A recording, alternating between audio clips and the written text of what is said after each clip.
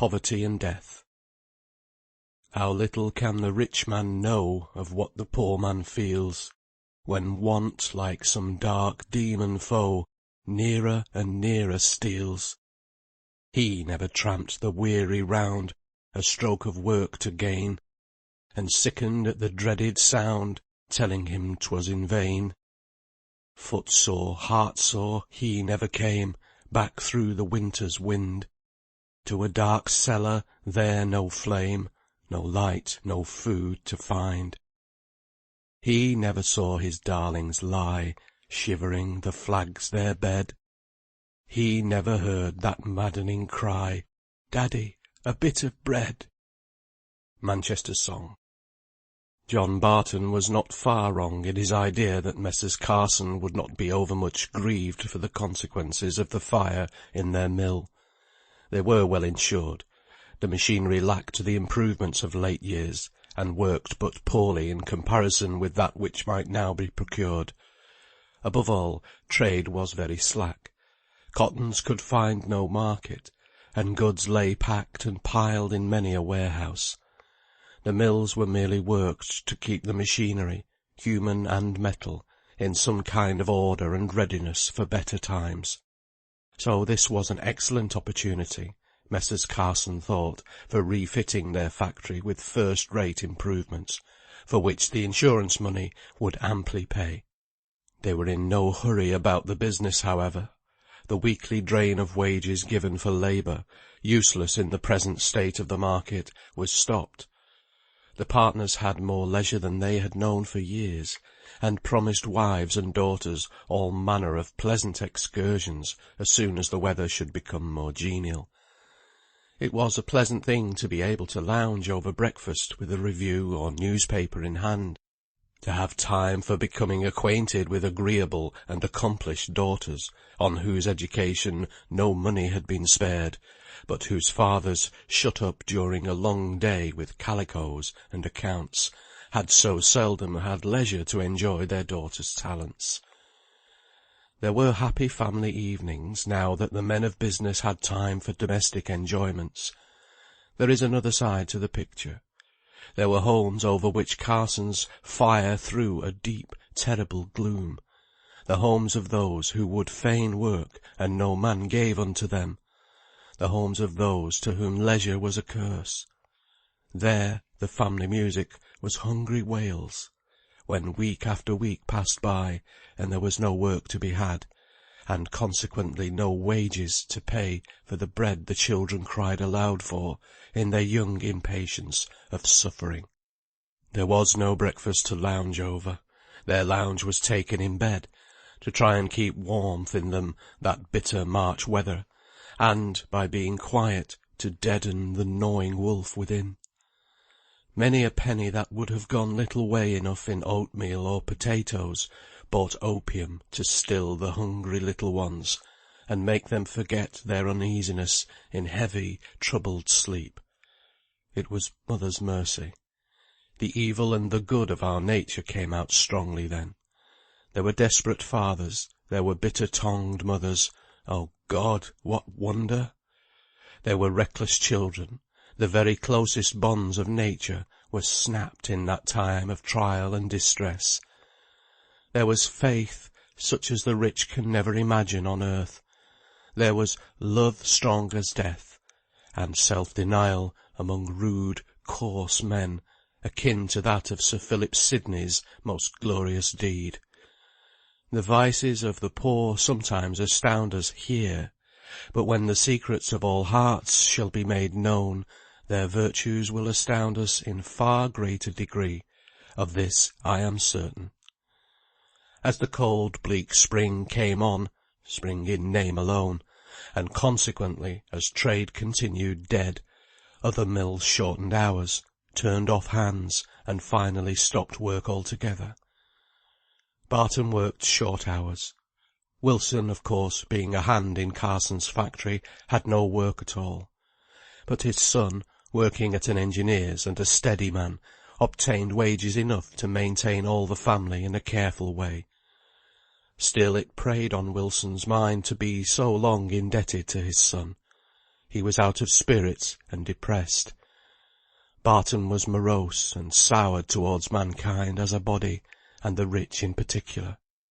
One evening, when the clear light at 6 o'clock contrasted strangely with the Christmas cold, and when the bitter wind piped down every entry and through every cranny, Barton sat brooding over his stinted fire, and listening for Mary's step, in unacknowledged trust that her presence would cheer him. The door was opened, and Wilson came breathless in. "You've not got a bit of money by you, Barton?" asked he. "Not I. Who has now, I'd like to know? What'n you want it for?" "I dunnot want it for mysel, though we've none to spare. But don't you know Ben Davenport, as worked at Carson's?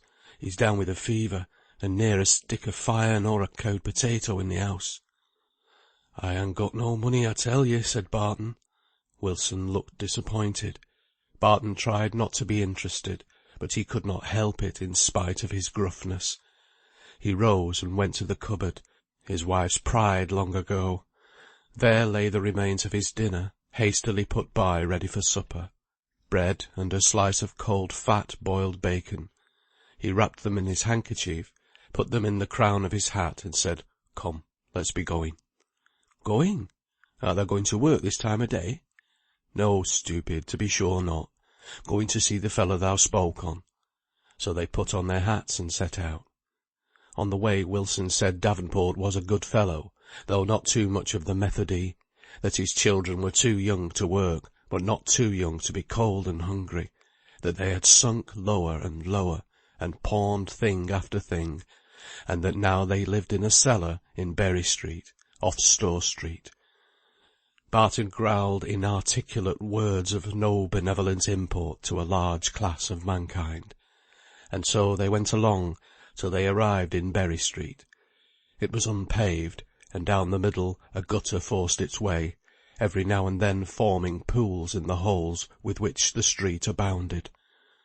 Never was the old Edinburgh cry of "Gardez l'eau" more necessary than in this street.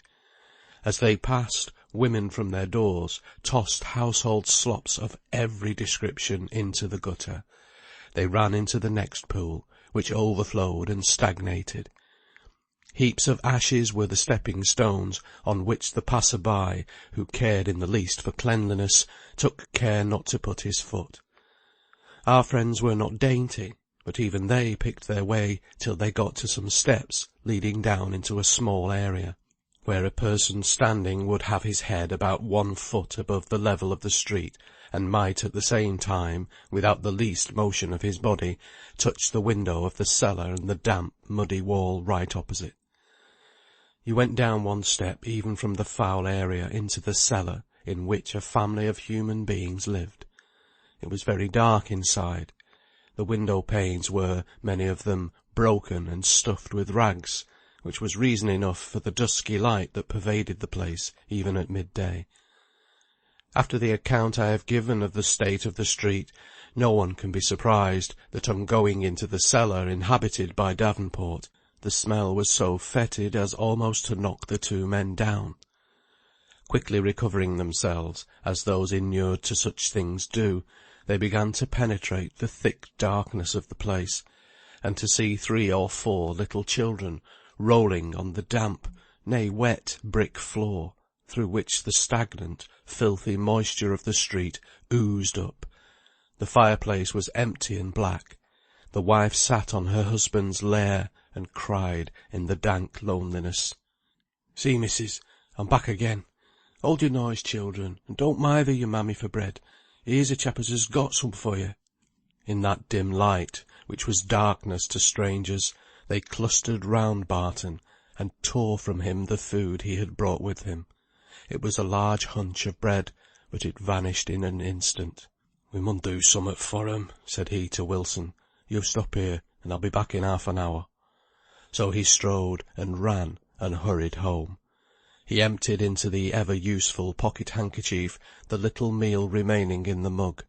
Mary would have her tea at Miss Simmonds'. Her food for the day was safe.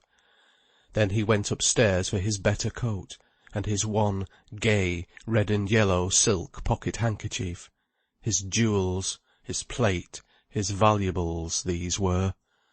He went to the pawn-shop, he pawned them for 5 shillings. He stopped not, nor stayed, till he was once more in London Road, within 5 minutes' walk of Berry Street. Then he loitered in his gate, in order to discover the shops he wanted. He bought meat, and a loaf of bread, candles, chips, and from a little retail yard he purchased a couple of hundredweights of coals. Some money yet remained, all destined for them, but he did not yet know how best to spend it. Food, light, and warmth he had instantly seen were necessary. For luxuries he would wait.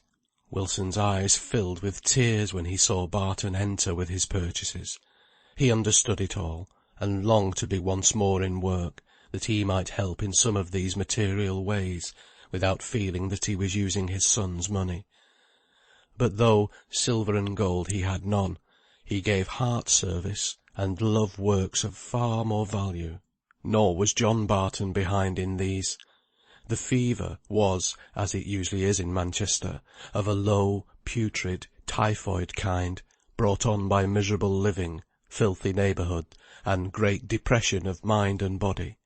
It is virulent, malignant, and highly infectious.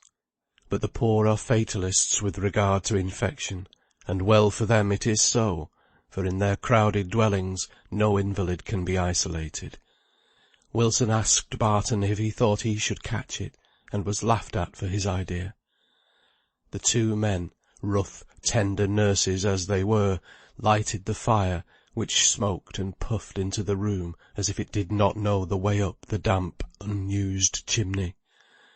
The very smoke seemed purifying and healthy in the thick, clammy air. The children clamoured again for bread, but this time Barton took a piece first to the poor, helpless, hopeless woman who still sat by the side of her husband, listening to his anxious, miserable mutterings. She took the bread, when it was put into her hand, and broke a bit, but could not eat. She was past hunger. She fell down on the floor with a heavy, unresisting bang. The men looked puzzled. "She's well nigh clemmed," said Barton. "Folk do say one mustn't give clemmed people too much to eat, but bless us, she'll eat nowt." "I'll tell you what I'll do," said Wilson. "I'll take these 2 big lads, as does nowt but fight, home to my missis's for to-night, and I'll get a jug of tea. Them women always does best with tea and such like slop." So Barton was now left alone with a little child, crying, when it had done eating, for mammy, with a fainting, dead-like woman, and with the sick man, whose mutterings were rising up to screams and shrieks of agonised anxiety. He carried the woman to the fire, and chafed her hands. He looked around for something to raise her head. There was literally nothing but some loose bricks. However, those he got, and taking off his coat, he covered them with it as well as he could. He pulled her feet to the fire, which now began to emit some faint heat. He looked round for water, but the poor woman had been too weak to drag herself out to the distant pump, and water there was none. He snatched the child, and ran up the area steps to the room above, and borrowed their only saucepan with some water in it.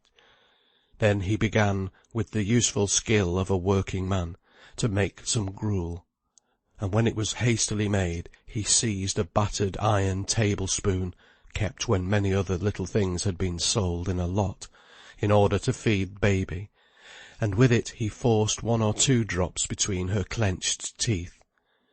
The mouth opened mechanically to receive more, and gradually she revived. She sat up and looked round, and recollecting all, fell down again in weak and passive despair. Her little child crawled to her, and wiped with its fingers the thick coming tears which she now had strength to weep. It was now high time to attend to the man. He lay on straw, so damp and mouldy no dog would have chosen it in preference to flags. Over it was a piece of sacking, coming next to his worn skeleton of a body. Above him was mustered every article of clothing that could be spared by mother or children this bitter weather, and in addition to his own, these might have given as much warmth as 1 blanket, could they have been kept on him. but as he restlessly tossed to and fro, they fell off and left him shivering in spite of the burning heat of his skin. Every now and then he started up in his naked madness, looking like the prophet of woe in the fearful plague picture, but he soon fell again in exhaustion, and Barton found he must be closely watched, lest in these falls he should injure himself against the hard brick floor. He was thankful when Wilson reappeared, carrying in both hands a jug of steaming tea, intended for the poor wife. But when the delirious husband saw drink, he snatched at it with animal instinct, with a selfishness he had never shown in health. Then the two men consulted together. It seemed decided, without a word being spoken on the subject, that both should spend the night with the forlorn couple. That was settled. But could no doctor be had? In all probability, no. The next day an infirmary order might be begged, but meanwhile the only medical advice they could have must be from a druggist's. So Barton, being the moneyed man, set out to find a shop in London Road. It is a pretty sight to walk through a street with lighted shops. The gas is so brilliant, the display of goods so much more vividly shown than by day, and of all shops a druggist's looks the most like the tales of our childhood, from Aladdin's garden of enchanted fruits to the charming Rosamond with her purple jar. No such associations had Barton, yet he felt the contrast between the well-filled, well-lighted shops and the dim, gloomy cellar, and it made him moody that such contrasts should exist. They are the mysterious problem of life to more than him. He wondered if any in all the hurrying crowd had come from such a house of mourning. He thought they all looked joyous, and he was angry with them. But he could not, you cannot, read the lot of those who daily pass you by in the street. How do you know the wild romances of their lives, the trials, the temptations they are even now enduring, resisting, sinking under? You may be elbowed one instant by the girl desperate in her abandonment, laughing in mad merriment with her outward gesture, while her soul is longing for the rest of the dead, and bringing itself to think of the cold flowing river as the only mercy of God remaining to her here. You may pass the criminal, meditating crimes at which you will tomorrow shudder with horror as you read them. You may push against one, humble and unnoticed, the last upon earth, who in heaven will for ever be in the immediate light of God's countenance. Errands of mercy, errands of sin. Did you ever think where all the thousands of people you daily meet are bound? Barton's was an errand of mercy, but the thoughts of his heart were touched by sin, by bitter hatred of the happy whom he, for the time, confounded with the selfish. He reached a druggist's shop and entered. The druggist, whose smooth manners seemed to have been salved over with his own spermaceti, listened attentively to Barton's description of Davenport's illness, concluded it was typhus fever, very prevalent in that neighbourhood, and proceeded to make up a bottle of medicine, sweet spirits of nitre or some such innocent potion, very good for slight colds, but utterly powerless to stop for an instant the raging fever of the poor man it was intended to relieve. He recommended the same course they had previously determined to adopt, applying the next morning for an infirmary order, and Barton left the shop with comfortable faith in the physic given him, for men of his class, if they believe in physic at all, believe that every description is equally efficacious. Meanwhile Wilson had done what he could at Davenport's home. He had soothed and covered the man many a time. He had fed and hushed the little child, and spoken tenderly to the woman, who lay still in her weakness and her weariness. He had opened a door, but only for an instant. It led into a back cellar, with a grating instead of a window, down which dropped the moisture from pigsties, and worse abominations. It was not paved. The floor was one mass of bad-smelling mud. It had never been used, for there was not an article of furniture in it, nor could a human being, much less a pig, have lived there many days. Yet the back apartment made a difference in the rent. The Davenports paid 3d more for having 2 rooms. When he turned round again, he saw the woman suckling the child from her dry, withered breast. "Surely the lad is weaned?" exclaimed he in surprise. "Why, how old is he?" "Going on 2 year," she faintly answered. "But it keeps him quiet when I've nowt else to gie him, and he'll get a bit of sleep lying there, if he's getting nowt beside. We han done our best to gie the childer food, however we pinched ourselves." "And ye had no money for at th' town?" "No, my master is Buckinghamshire born, and he's feared the town would send him back to his parish, if he went to th' board. So we've just borne on in hope o' better times. But I think they'll never come in my day." And the poor woman began her weak, high-pitched cry again. "Here, sup this drop o' gruel, and then try to get a bit o' sleep. John and I'll watch by your master to-night." "God's blessing be on you." She finished the gruel, and fell into a deep sleep. Wilson covered her with his coat as well as he could, and tried to move lightly for fear of disturbing her. But there need have been no such dread, for her sleep was profound and heavy with exhaustion. Once only she roused to pull the coat round her little child. And now all Wilson's care, and Barton's to boot, was wanted to restrain the wild, mad agony of the fevered man. He started up, he yelled, he seemed infuriated by overwhelming anxiety. He cursed and swore, which surprised Wilson, who knew his piety in health, and who did not know the unbridled tongue of delirium. At length he seemed exhausted, and fell asleep, and Barton and Wilson drew near the fire, and talked together in whispers. They sat on the floor, for chairs there were none. The sole table was an old tub turned upside down. They put out the candle, and conversed by the flickering firelight. "And you known this chap long?" asked Barton. "Better nor 3 year.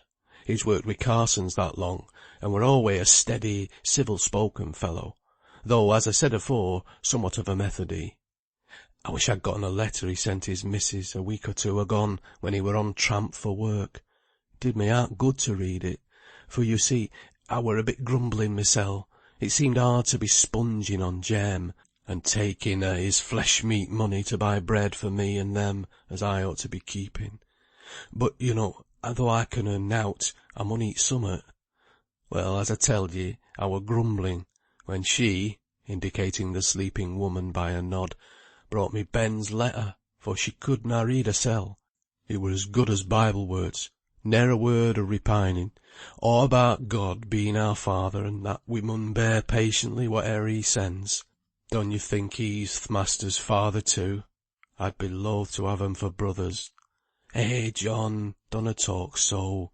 Sure there's many and many a master as good or better nor us. If you think so, tell me this. How comes it they're rich and we're poor? I'd like to know that. And they done as they'd be done by for us."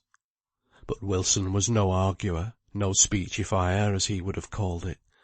So Barton, seeing he was likely to have it his own way, went on. "You'll say, at least many a one does, they'n getting capital and we'n getting none. I say, our labour's our capital, and we ought to draw interest on that. They get interest on their capital somehow all this time, while ourn is lying idle. Else how could they all live as they do? Besides, there's many on 'em as has nowt to begin wi'. There's Carsons, and Duncombe's, and Mengies, and many another as comed into Manchester wi' clothes to the back, and that were all. And now they're worth their tens of thousands, all getting out of our labour. Why, the very land as fetched but £60.20 year agone is now worth 600, and that, too, is owing to our labour. But look at you, and see me, and poor Davenport yonder. Whatten better are we? They'n screwed us down to th' lowest peg, in order to make their great big fortunes, and build their great big houses. And we, why, we're just clemming, many and many of us. Can you say there's nowt wrong in this?" "Well, Barton, I'll not gainsay ye. But Mr. Carson spoke to me after th' fire, and says he, I shall have to retrench, and be very careful in my expenditure during these bad times, I assure ye. So you see, th' masters suffer too. "Han they ever seen a child o' theirn die for want of food?" asked Barton, in a low, deep voice. "I dunnot mean," continued he, "to say as I'm so badly off. I'd scorn to speak for mysel, but when I see such men as Davenport there, dying away for very clemming, I cannot stand it. I've but gotten Mary, and she keeps hersel pretty much. I think we'll have to give up housekeeping, but that I dunnot mind." And in this kind of talk the night, the long heavy night of watching, wore away. As far as they could judge, Davenport continued in the same state, although the symptoms varied occasionally. The wife slept on, only roused by a cry of her child now and then, which seemed to have power over her, when far louder noises failed to disturb her. The watchers agreed that as soon as it was likely Mr. Carson would be up and visible, Wilson should go to his house and beg for an infirmary order. At length the grey dawn penetrated even into the dark cellar. Davenport slept, and Barton was to remain there until Wilson's return. So stepping out into the fresh air, brisk and reviving even in that street of abominations, Wilson took his way to Mr. Carson's. Wilson had about 2 miles to walk before he reached Mr. Carson's house, which was almost in the country. The streets were not yet bustling and busy. The shopmen were lazily taking down the shutters, although it was near 8 o'clock, for the day was long enough for the purchases people made in that quarter of the town, while trade was so flat. 1 or 2 miserable-looking women were setting off on their day's begging expedition. But there were few people abroad. Mr. Carson's was a good house, and furnished with disregard to expense. But in addition to lavish expenditure there was much taste shown, and many articles chosen for their beauty and elegance adorned his rooms. As Wilson passed a window which a housemaid had thrown open, he saw pictures and gilding, at which he was tempted to stop and look, but then he thought it would not be respectful, so he hastened on to the kitchen door. The servants seemed very busy with preparations for breakfast, but good-naturedly, though hastily, told him to step in, and they could soon let Mr. Carson know he was there. So he was ushered into a kitchen hung round with glittering tins, where a roaring fire burnt merrily, and where numbers of utensils hung round, at whose nature and use Wilson amused himself by guessing. Meanwhile the servants bustled to and fro.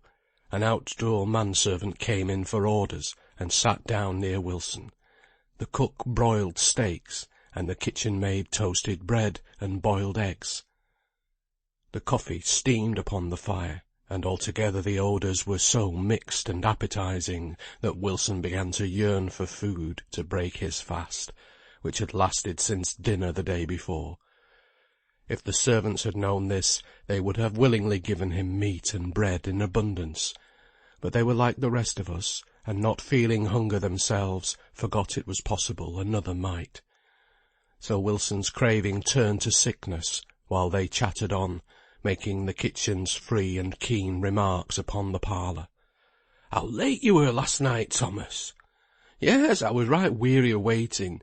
You told me to be at the rooms by 12, and there I was, but it was 2 o'clock before they called me." "And did you wait all that time in the street?" asked the housemaid, who had done her work for the present, and come into the kitchen for a bit of gossip.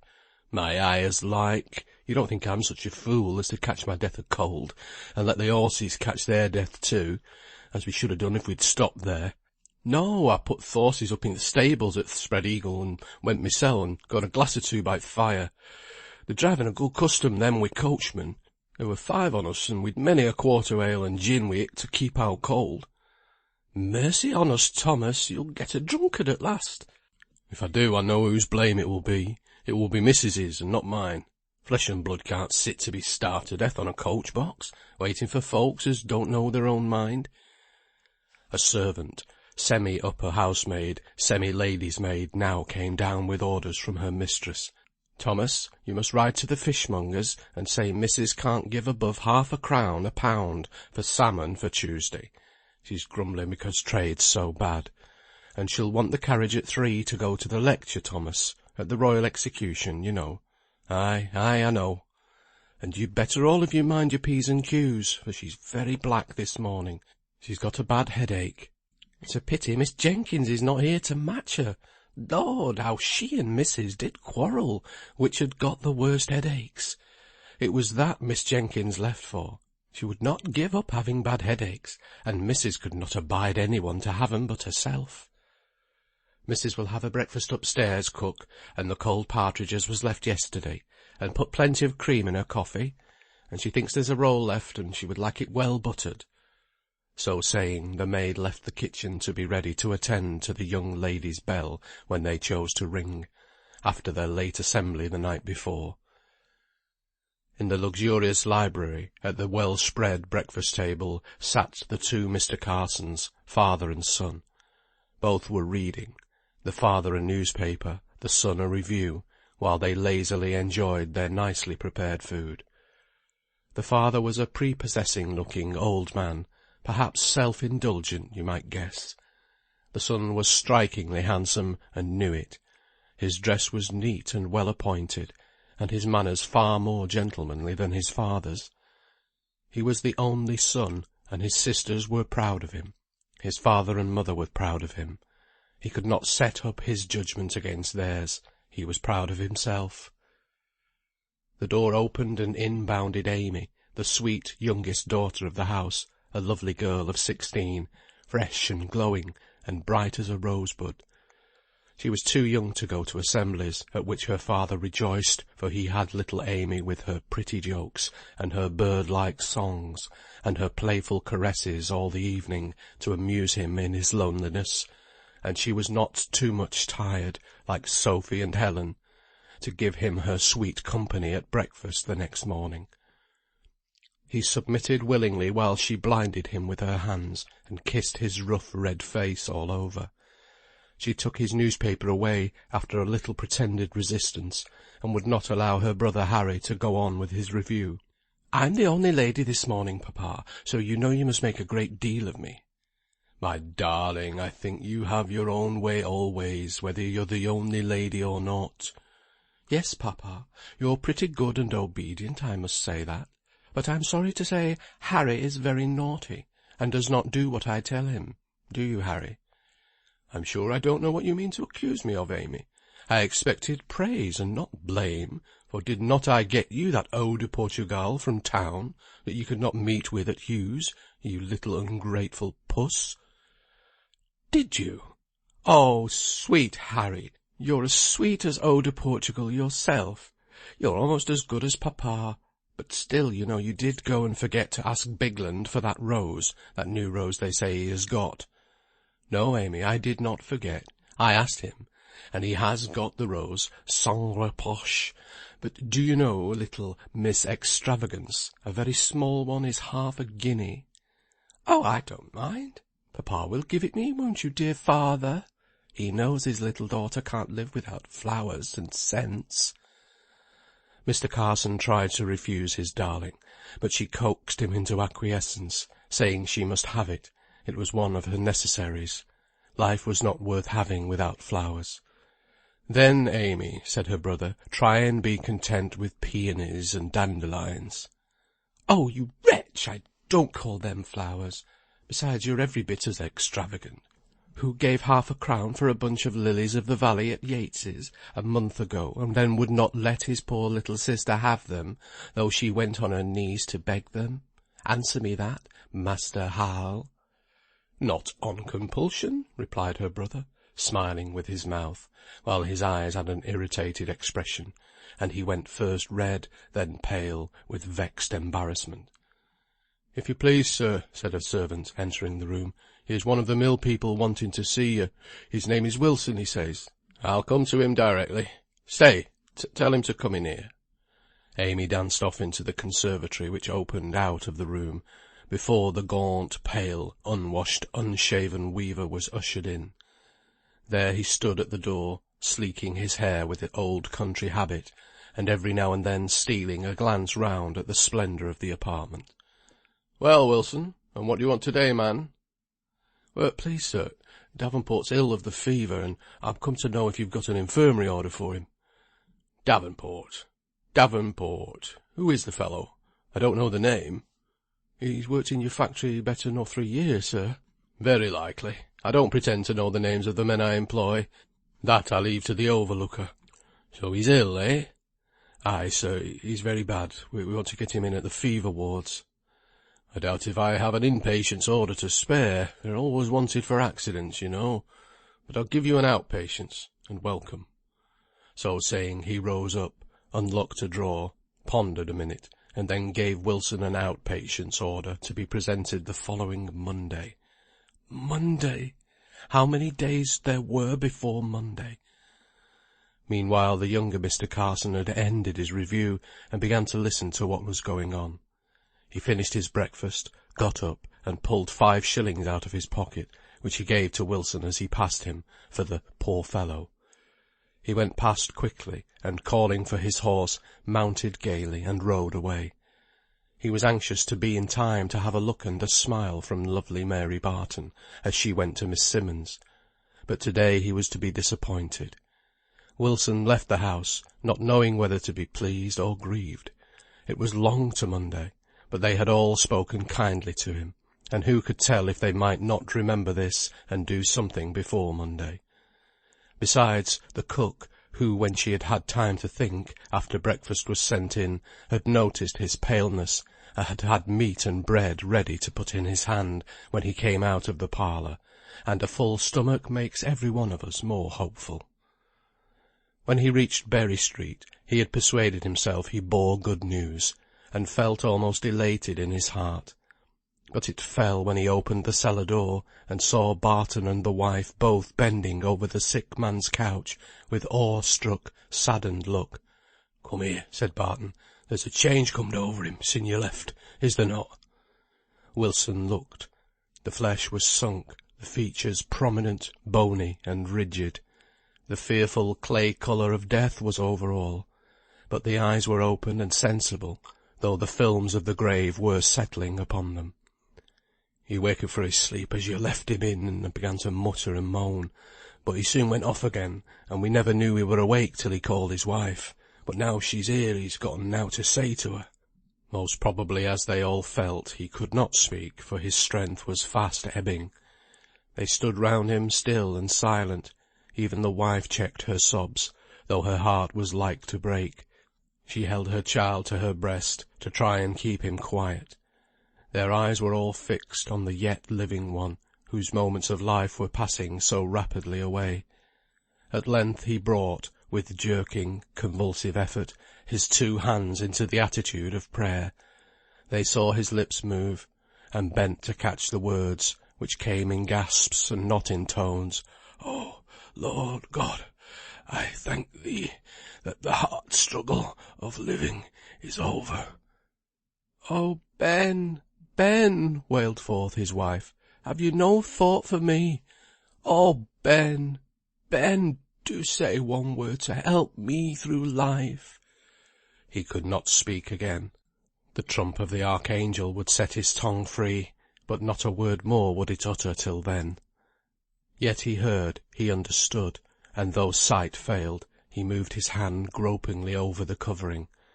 They knew what he meant, and guided it to her head, bowed and hidden in her hands, when she had sunk in her woe. It rested there with a feeble pressure of endearment. The face grew beautiful, as the soul neared God. A peace beyond understanding came over it. The hand was a heavy, stiff weight on the wife's head. No more grief or sorrow for him. They reverently laid out the corpse, Wilson fetching his only spare shirt to array it in. The wife still lay hidden in the clothes, in a stupor of agony. There was a knock at the door, and Barton went to open it. It was Mary, who had received a message from her father through a neighbour telling her where he was, and she had set out early to come and have a word with him before her day's work, but some errands she had to do for Miss Simmonds had detained her until now. "Come in, wench," said her father. Try if thou canst comfort yon poor, poor woman kneeling down there. God help her." Mary did not know what to say, or how to comfort, but she knelt down by her, and put her arm round her neck, and in a little while fell to crying herself, so bitterly that the source of tears was opened by sympathy in the widow, and her full heart was, for a time, relieved. And Mary forgot all purposed meeting with her gay lover, Harry Carson, forgot Miss Simmonds' errands, and her anger, in the anxious desire to comfort the poor lone woman. Never had her sweet face looked more angelic, never had her gentle voice seemed so musical as when she murmured her broken sentences of comfort. "Oh, don't cry so, dear Mrs. Davenport. Pray don't take on so. Sure he's gone where he'll never know care again. Yes, I know how lonesome you must feel, but think of your children. Oh, we'll all help to earn food for 'em. Think how sorry he'd be if he sees you fretting so. Don't cry so. Please don't." And she ended by crying herself as passionately as the poor widow. It was agreed that the town must bury him. He had paid to a burial club as long as he could, but by a few weeks' omission he had forfeited his claim to a sum of money now. Would Mrs. Davenport and the little child go home with Mary? The latter brightened up as she urged this plan. But no. Where the poor fondly loved remains were, there would the mourner be, and all that they could do was to make her comfortable as their funds would allow, and to beg a neighbour to look in and say a word at times. So she was left alone with her dead, and they went to work that had work, and he who had none took upon him the arrangements for the funeral.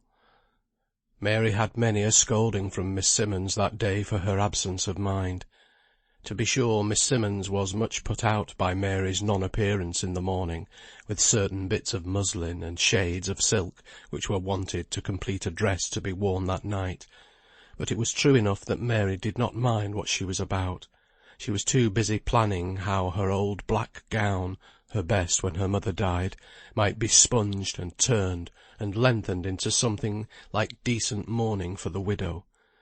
And when she went home at night, though it was very late, as a sort of retribution for her morning's negligence, she set to work at once, and was so busy and so glad over her task that she had every now and then to check herself in singing merry ditties that she felt little accorded with the sewing on which she was engaged. So when the funeral day came, Mrs. Davenport was neatly arrayed in black, a satisfaction to her poor heart in the midst of her sorrow. Barton and Wilson both accompanied her, as she led her 2 elder boys, and followed the coffin. It was a simple walking funeral, with nothing to grate on the feelings of any, far more in accordance with its purpose, to my mind, than the gorgeous hearses and nodding plumes which form the grotesque funeral pomp of respectable people. There was no rattling the bones over the stones of the pauper's funeral. Decently and quietly was he followed to the grave by one determined to endure her woe meekly for his sake. The only mark of pauperism attendant on the burial concerned the living and joyous, far more than the dead or the sorrowful. When they arrived in the churchyard, they halted before a raised and handsome tombstone, in reality a wooden mockery of stone respectabilities, which adorned the burial ground.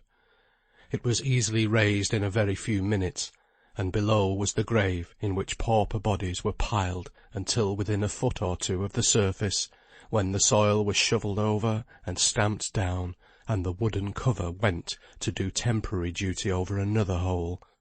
But little they recked of this who now gave up their dead. End of Chapter 6. Read by Tony Foster.